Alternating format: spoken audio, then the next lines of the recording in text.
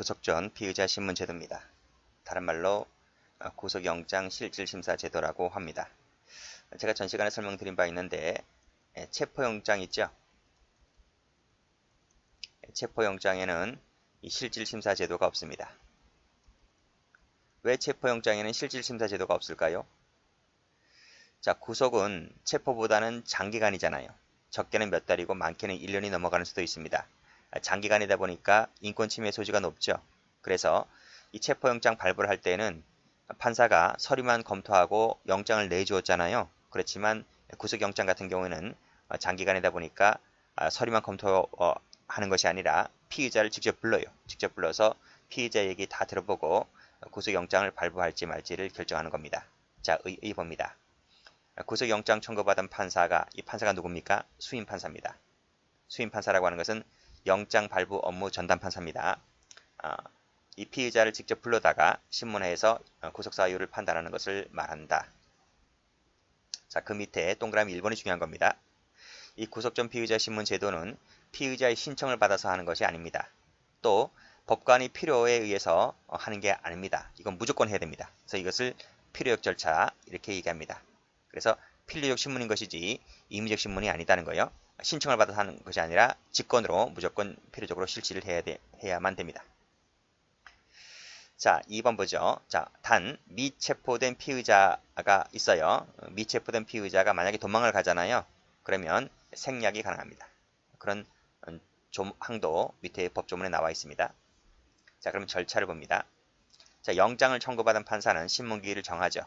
정하게 되는데 그 다음의 절차가 이 체포된 피의자와 체포되지 않은 피의자가 좀 달라요. 체포된 피의자는 지금 신병이 확보됐기 때문에 구인장이 별도로 필요 없습니다. 그렇지만 체포되지 않은 피의자는 지금 집에 있잖아요. 집에 있기 때문에 구인장을 발부를 해줍니다. 발부를 해서 경찰이나 검찰 수사관이 가서 구인장을 제시하고 구인하죠. 구인해서 데리고 옵니다. 봉고차에 태워서 데리고 옵니다. 그리고 이제 서울중앙지법원에 이제 영장실질심사 받으러 가는 것을 우리가 TV에서 많이 봤을 거예요. 자, 그렇게 체포된 피의자와 체포되지 않은 피의자가 절차가 약간 다르다는 것을 숙지를 해두시고, 자, 그럼 올라갑니다. 자, 201조 2 1항입니다. 자, 우리 앞에서 200조 2, 200조 3 다 배웠죠? 그쵸? 통상체포, 긴급체포, 현행범체포 다 배웠습니다. 이렇게 체포된 피의자에 대하여 영장 청구받은 판사는 피의자의 신청 유무를 불문하고 지체 없이입니다. 빨간색으로 지체 없이 동그라미. 피의자를 신문해야 한다라고 되어 있죠? 할 수 있다 하면 틀립니다. 필요적 신문이기 때문에 하여야 한다. 의무적입니다. 이 색깔 칠하진 글씨는 전부 다 시험 문제입니다. 지체 없이가 아니라 열흘 이내에 20일 이내에 숫자 쓰면 틀립니다. 그리고 할 수 있다 하면 틀리고요. 그리고 특별한 사정이 없다면 영장이 청구된 날, 그날까지가 아닙니다. 그 영장 청구가 만약에 오후에 들어오면 어떻게 될 거예요? 오후에 들어오면 들어오자마자 이 신문해가지고 영장 발부가 그게 가능합니까? 시간적으로? 따라서 청구된 날까지가 아니라 다음 날까지입니다. 다음 날까지 신문하라는 말은 그게 바로 지체 없이라는 거예요. 지체 없이 그 다음 날까지는 무조건 신문이 끝나야 됩니다. 이게 다 시험 문제예요. 여기 색깔, 여기 색깔. 됐고, 여기 칠하려면 칠하고. 자, 체포되지 않은 피의자는 어떻게 할까요? 말씀드렸잖아. 그쵸? 제1항 이외의 피의자, 즉 체포되지 않은 피의자 같은 경우에는 자, 밑에 구인장이죠, 구인장. 구인을 위한 영장을 발부하여, 즉 구인장을 발부하여 구인시킨 다음에 그리고 신문해야 한다는 거죠. 일단 끊고, 이게 원칙인데 만약 도망가잖아요. 도망가서 신문할 수가 없을 때는 이 신문 절차가 생략이 가능합니다. 그러하지 않다는 말은 생략할 수 있다는 얘기죠. 됐고, 여기도 이제 의무적이죠. 할 수 있다면 또 틀립니다. 의무적. 인데 올라가서 이것보단 덜 중요하기 때문에 색깔을 별도로 하지 않았습니다. 어쨌든 둘 다 의무적이다. 자, 됐고, 자, 체포된 피의자 외의 피의자, 미체포 피의자를 말하죠. 이 앞에 있는 미체포 피의자를 말합니다. 자, 신문기일은 관계인에 대한 신문기일의 통지 및 그 출석에 소요되는 시간 등을 고려해서 피의자가 법원에 인치된 때로부터 가능한 한 빨리 날짜를 지정해야 된다라고 되어 있습니다. 자, 신문기일 변경 보죠. 자, 지정된 신문기일에 피의자를 신문할 수 없는 특별한 사정이 있을 때는 그 신문기일을 변경할 수가 있습니다. 이것도 시험 문제에 몇 번 나왔습니다. 변경할 수 있습니다. 재량사항입니다. 한다가 아니라 할 수 있습니다. 다음 제1항의 경우, 1항이 뭔지 알죠? 1항의 경우에는 즉시입니다. 동그라미. 2항의 경우에는 인치 후 즉시입니다. 즉시 검사, 피의자 및 변호인에게 여긴 밋입니다. 오와 아닙니다. 또는 하면 틀립니다. 및 변호인에게 신문기관 장소를 통지해야만 합니다. 해야만 합니다. 의무적입니다. 자, 시험 문제는 여기 밋인데 왜 밋일까요? 오화가 아니고. 만약에요. 변호인은 안 불러요. 변호인 안 부르고 피의자만 부르면 영장실질심사 받으러 갔을 때 판사, 검사, 피의자밖에 없잖아요. 그럼 일방적으로 까이는 거예요. 검사한테 일방적으로 까이는 거야. 무기 대등의 원칙이 안 맞잖아요. 그래서 검사랑 맞짱 뜰 사람이 필요한 거야. 그게 변호인이지, 변호인. 변호인을 반드시 불러야 되기 때문에 이 밋입니다. 아시겠죠? 이 변호인은 국선이든 사선이든 반드시 있어야 된다는 것이죠. 자, 이 경우 검사가 피의자가 체포되어 있을 때에는 그 자를 출석시키면 됩니다. 자, 다음 이 사항도 출제돼요. 사망도 출제가 잘 되지만 사항도 출제가 잘 됩니다. 자, 검사와 변호인은 신문기일에 출석을 해서 의견 진술을 할 수가 있습니다. 의견 진술입니다. 의견 진술입니다. 의견 진술이지 이 검사와 변호인이 피의자를 피의자 신문하는 것은 안 돼요. 피의자 신문은 판사가 하는 거지 검사와 변호인이 하는 것이 아닙니다. 이것도 기출입니다. 할 수 있는 것은 뭐밖에 없다? 의견 진술밖에 없어요. 이거밖에 없다. 그리고 이것도 할 수 있다는 거지 임의적인 거지 해야만 한다는 라고 하는 건 아닙니다. 그렇죠? 전부 다 시험 문제 설명하고 있는 겁니다. 자, 됐고 뭐 수사준칙은 뭐 그냥 똑같은 얘기 한 것이기 때문에 읽어보시면 될 것 같고. 자, 그럼 밑에 규칙 갑니다. 통지는 어떤 방식으로 할 것이냐? 서면 또는 이외에 구술, 전화, 팩스, 전자우편이라든지 문자 전송이라든지 그 밖에 적당한 방법으로 하면 됩니다. 하면 됩니다. 자, 됐고.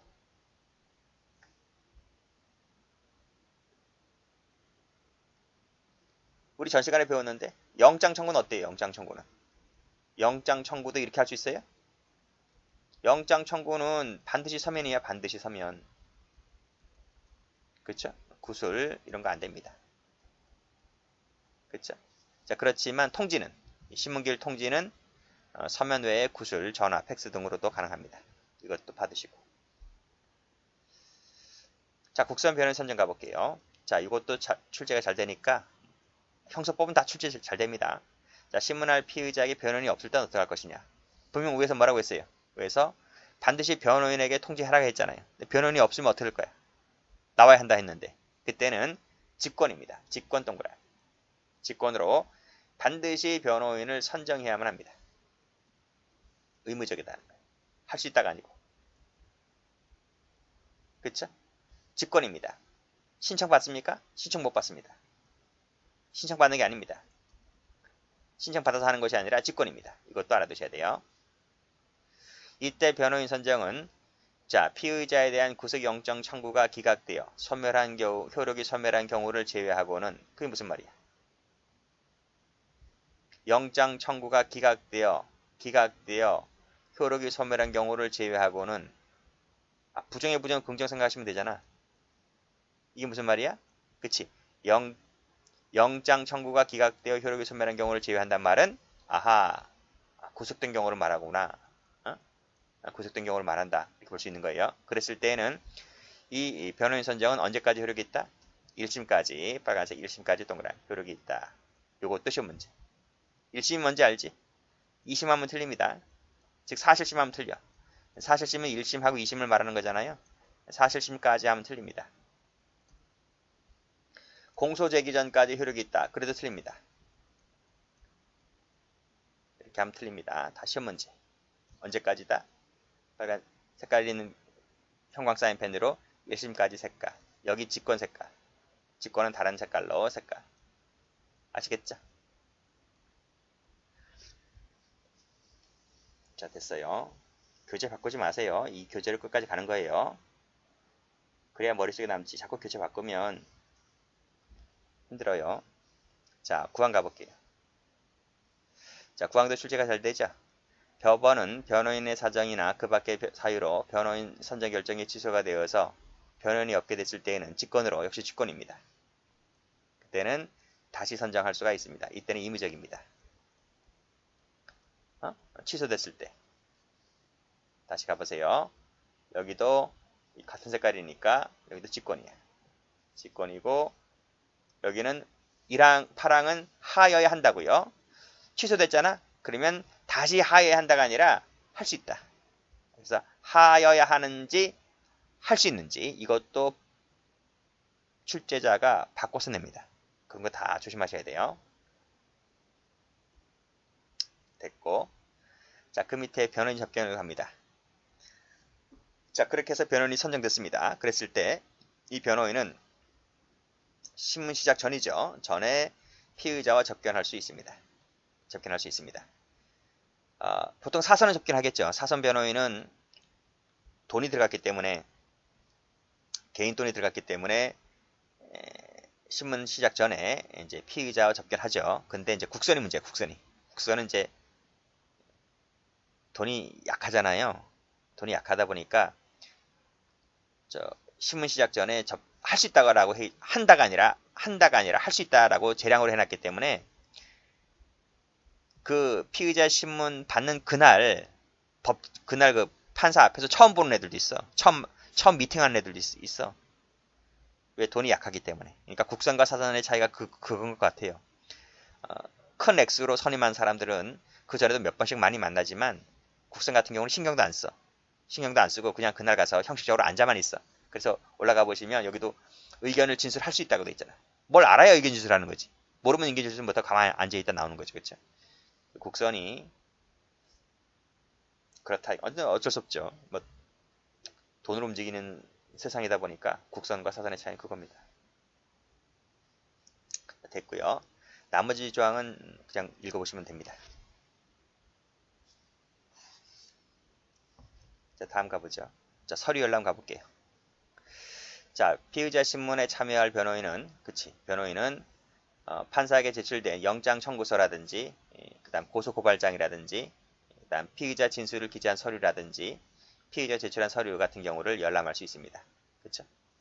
열람해야지 공격, 방어 다 이걸 갖추고 여기 들어가서 영장 실질심사 받을 때 다 이제 대처 능력이 있기 때문에 검사는 다 알고 들어오잖아요. 근데 변호인도 그냥 들어오면 되겠어 이게? 무기가 게임이 안 되는데 변호인이 다 읽고 와야 되는 거죠. 열람을 해서 이제 의견 진술할 수 있는 것이죠. 근데 이 부분에 있어서 국선 같은 경우는 미진하다 이거예요. 됐고, 자, 이 항 보시면 증거인멸이라든지 도망할 염려, 수사에 방해될 염려가 있을 때에는 밑에 열람 제한에 관련된 의견 진술할 수 있습니다. 그렇죠? 요럴 때 증거인멸, 도망할 염려 등일 때에는 판사에게 열람 제한 앞에서 변호인 같은 경우 열람할 수 있다고 했잖아. 그 부분에 대한 제한, 의견 진술할 수 있고 상당하다고 인정되면 제한할 수 있습니다. 자, 피의자 유치 읽어볼까요? 구인을 위한 구인장이죠. 구인장 집행받아 인치된 피의자를 법원에 유치한 경우에 법원 사무관 등은 도망 방지하기 위한 적절한 조치를 취해야 한다. 그렇죠. 자, 신문 절차 볼게요. 자, 1항 중요합니다. 체크하시고. 자, 판사는 피의자가 신문기일에 출석을 거부합니다. 거부해요. 그리고 질병에 걸렸어요. 그래서 출석이 현저히 곤란하고 곱니다. 엔드입니다. 피의자를 신문법정에 인치할 수 없다라고 인치할 수 없다라고 이렇게 인정이 되잖아요. 그랬을 때는 출석 없이도 신문 절차를 진행할 수 있습니다. 연기가 아닙니다. 연기가 아니라 바로 출석 없이 그냥 바로 진행시킵니다. 그렇죠? 할 수 있답니다. 어떨 때? 거부하고 질병, 거질입니다. 거질일 때에는 출석 없이도 가능하다. 연기하는 게 아니다. 그럼 대부분 어떻게 될 것 같아요? 보통 이제 출석 거부가 그렇지. 출석 거부를 하게 되면 거의 다 영장 나온다. 거의 100% 가까운 비율로 영장 나온다고 보시면 돼요. 근데 출석을 거부했는데 영장이 안 나온 경우가 있었어. 이 조국 동생, 조국 전 법무부 장관 있죠? 그 동생 있었잖아. 그 친구 같은 경우 영장이 안 나왔어. 굴들이죠. 그래서 다시 한번 몇 달 있었나 모르겠네. 얼마 있다가 검찰이 다시 청구했죠. 그랬을 때 그때도 안 나왔는데 바로 영장 나왔죠. 영장 나와서 구속시켰습니다. 자, 됐고. 그다음에 신문 장소 볼까요? 어디서 신문할 거냐? 거의 어디죠? 청사내죠. 청사내에서 이제 신문합니다. 서울중앙지법 같은 경우는 서울중앙지법 청사내에서 신문합니다. 이게 원칙입니다. 끊고. 자, 출석을 거부하잖아요. 질병, 부득이한 사유로 법원에 출석할 수 없을 때에는 경찰서라든지 구치소라든지 기타 적당한 장소에서 할 수도 있습니다. 자, 이것도 시험 나온 적이 있는데요. 자, CF 하시고. 경찰, 관서 이외의 적당한 장소 하면 틀려요. 경찰서 이외의 장소가 아니라 경찰서 포함된다니까 경찰서든 구치소든 기타 적당한 장소에서 할 수 있는 것이지 경찰서를 뺀 외의 장소가 아니다. 이것도 조심해 두시고. 자, 신문 방법 볼까요? 자, 이 조문도 중요합니다. 비공개입니다. 비공개. 공개하지 않습니다. 왜 공개하지 않을까요? 왜 공개가 아니야? 아직은 기소 전이기 때문에. 기소 전 단계이기 때문에 비공개입니다. 원칙입니다. 다만 상당하다고 인정할 때에는 친족이라든지 피해자 등 이해관계인의 방청을 허가할 수 있다는 거죠. 여기서 이해관계인이야. 이해관계인이지 CF 하시고 일반인 됩니까? 일반인 방청 됩니까? 안 됩니까? 여러분 일반인 방청하는 거 봤어? 일반인에게 방청을 허가하면 그건 공개가 돼버립니다. 그래서 일반인 방청이 아니라 이해관계인의 방청은 허가할 수 있습니다. 이런 예외 조항이 있다는 거야. 가장 중요한 것은 뭐다? 가장 중요한 것은 비공개라고 하는 것이 중요한 겁니다. 됐고요.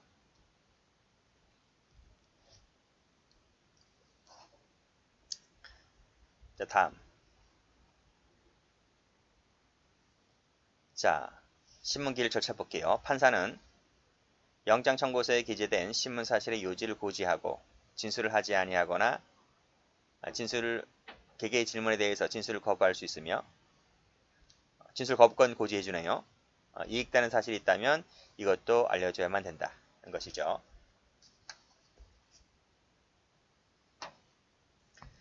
진술 거부권 여기 있어요. 여기 있단 말입니다. 여기 빠진 게 아니에요. 그걸 왜 말씀드리냐면 저 뒤에 보면 제가 무슨 말 하고 싶어서 그래. 일단은 이거 좀 기억을 해두세요. 제가 다음 시간에 이 부분 설명드릴게요. 일단은 진술 거부권 고지 제도가 있다는 걸 받으시고 진술을 안이할 수 있거나 개개 질문에 대해서 진술 거부할 수 있거나 이런 거 다 고지를 해줘야만 됩니다. 자, 그리고 신속하고 간결하게 신문해야 되고요. 자, 요 사망 볼까요? 사망, 사항 중요합니다. 자, 판사와 검사는요, 검사와 변호인은요, 판사의 신문이 끝난 후입니다. 후에 의견 진술할 수 있습니다. 앞에서 검사와 판사는 의견 진술할 수 있다 그랬지? 근데 중요한 것이 아니라 신문이 끝난 다음에 가장 마지막에 해라 이거예요. 일단 끊고 필요하다면 중간에라도 할 수가 있는데 중간에 하려면 판사의 허가를 맡아서 해라. 허가사항입니다. 허가사항. 두 번째, 피의자는요. 피의자는 도중이라도 변호인 조력을 받을 수가 있습니다. 그렇죠? 뭘 모르면 변호인한테 물어볼 수 있겠죠? 그런 내용입니다. 판사는 구속 여부 판단하기 위하여 필요하다고 인정할 때에는 신문 장소에 출석한 피해자나 그 밖의 제3자에 대해서 신문할 수가 있습니다. 한다가 아니라 할 수 있습니다. 필요하다고 인정할 때는. 필요가 없으면 안 할 수 있지만 재량이죠. 이거는 외우려 하지 마세요. 상식 아니야? 상식이란 말이에요. 신문할 수 있는 거지. 불필요하면 안 할 수 있는 거고. 6칸 갑니다. 자, 판사와 검사만 의견 진술할 수 있는 것이 아닙니다. 이게 보시면 법정 대리인, 배우자, 법배직형이죠. 법배직형 외에 누가 들어와? 가족 동거인 고용주 들어옵니다. 이 사람들도 판사의 허가를 맡아서 의견 진술할 수 있습니다. 여기에는 가족 동거인이 포함된다는 점, 법배직형 외에 가족 동거인 고용주까지 있습니다. 됐고, 자, 그 밑에. 자, 판사는 1항 또는 2항에 따라 신문할 때에는 공범 같은 경우는 분리신문합니다. 분리신문. 그 밖에 수사상 비밀보호를 위하여 필요한 조치를 해야 되고요. 자, 피의자를 신문할 때는 법원 사무관 등이 신문 요지 등 조서를 작성하죠. 이 조서는 뭐다? 밑에 화살표 되어 있지만 315조 우리 증거파트 할 때 배웁니다. 기타 특신 상태로서 특신 문서로서 당연히 증거 능력이 있다고 봅니다. 판사 앞에서 쓰여진 문서이기 때문에, 조서이기 때문에 그런 것도 좀 봐두시고. 자, 구속기간 불산입도 중요합니다. 자, 보시면 신문할 때 법원이 구속영장 청구서, 수사관계 서류, 증거물을 접수를 한 날부터 검찰청에 반환할 때까지 기간은 불산입입니다. 왜 산입을 하지 않을까요? 이때는 서류가 법원에 가 있으니까. 서류가 법원에 가 있으니까 수사기관에서 수사를 할 수가 없어. 수사를 진행할 수 없다 보니까 산입이 안 됩니다. 구속기간일 때. 출제 잘 돼요. 언제부터 언제까지? 접수한 때부터 검찰청에 반환할 때까지. 불산입이다. 꼭 좀 알아두세요. 준용조항. 자, 준용조항도 출제가 된 적이 있었죠. 여기서 잔뜩 몇 절부터 몇 절까지 잔뜩 써놨는데 마지막 부분 보시면 신뢰관계자 임의적 동석이란 말이 나오거든. 그게 이제 276조 2예요. 여기서 장애인 등 특별인 보호를 요하는 자에 대한 특칙이라고 해가지고 신뢰관계자 임의적 동석. 신뢰관계자도 동석할 수 있는데요. 즉 장애인 등 특별한 보호를 요하는 자에 대해서 신뢰관계자가 동석할 수 있는데 그 동석이 임의적이거든. 이 조항도 피의자에 대한 신문할 때에 준용하겠다. 여기서도 신뢰관계자가 임의적 동석이 가능하다. 이거 출제된 적이 있습니다. 이것도 같이 받으시면 돼요.